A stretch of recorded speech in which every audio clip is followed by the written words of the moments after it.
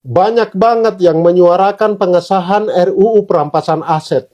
Pertanyaan saya, emang kalian sudah membaca draft RUU itu? Sudah kalian kaji dampak positif dan negatifnya kalau RUU itu disahkan? Atau cuma ikut-ikutan komentar di media sosial tanpa pernah meneliti lebih jauh? Kalau belum, sebaiknya dibaca dan dikaji dulu. Tidak terlalu tebal kok, cuma kurang lebih 340 lembar. Silahkan dibaca. Saya berikan pendapat sedikit ya.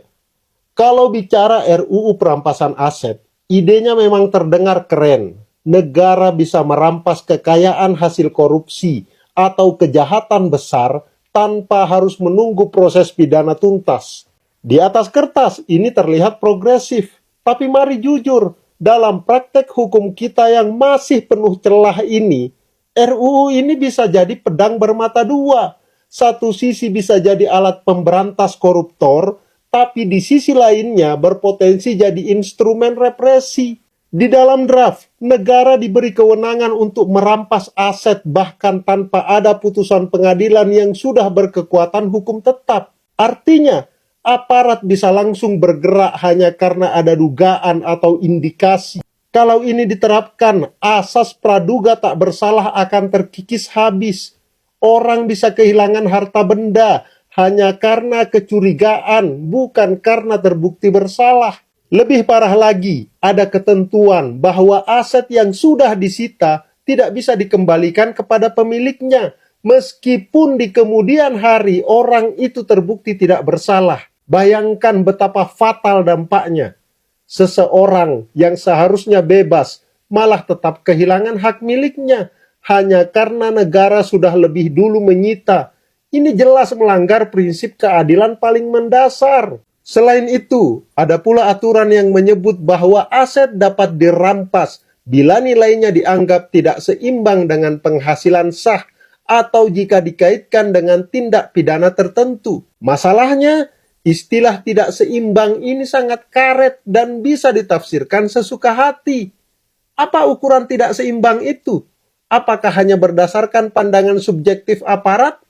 Celah seperti inilah yang sangat berbahaya karena bisa dipakai untuk memelintir hukum sesuai kepentingan tertentu. Resikonya jelas. Pertama, asas praduga tak bersalah bisa hilang begitu saja. Kedua, ruang kriminalisasi politik terbuka lebar. Oposisi atau pihak yang dianggap mengganggu kepentingan penguasa bisa dijadikan target. Hukum yang seharusnya dilindungi justru bisa berubah jadi senjata politik. Ketiga, ada benturan langsung dengan konstitusi. Undang-Undang Dasar 1945 menjamin hak kepemilikan setiap warga negara. Kalau mekanisme penyitaan aset bisa dilakukan tanpa perlindungan maksimal, maka kita sedang melanggar konstitusi dan membuka jalan menuju otoritarianisme atas nama pemberantasan korupsi. Dampaknya bukan hanya soal hukum, kepercayaan publik bisa hancur.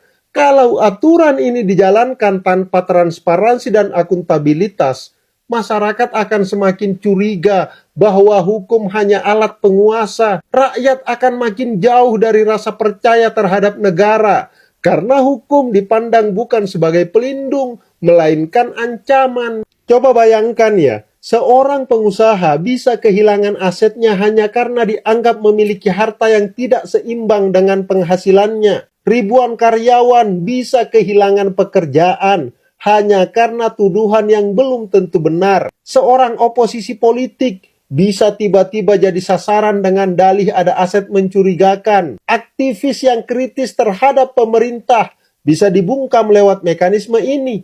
Semua itu mungkin terjadi karena tafsir kata-kata dalam RUU tersebut sangat longgar dan rawan dipelintir. Jadi singkatnya, RUU ini bisa jadi jawaban atas kemarahan rakyat terhadap korupsi. Tapi kalau disahkan dalam bentuk sekarang tanpa kontrol dan perlindungan yang memadai, ia bisa berubah jadi mesin perampasan atas nama hukum. Kita mungkin bersorak hari ini demi pemberantasan korupsi, tapi jangan lupa, besok bisa jadi giliran kita sendiri yang jadi korban dari aturan itu. Apakah kita mau melawan korupsi dengan cara merusak sendi-sendi keadilan? Atau kita mau memastikan bahwa hukum tetap tegak untuk melindungi rakyat bukan untuk menakut-nakuti rakyat.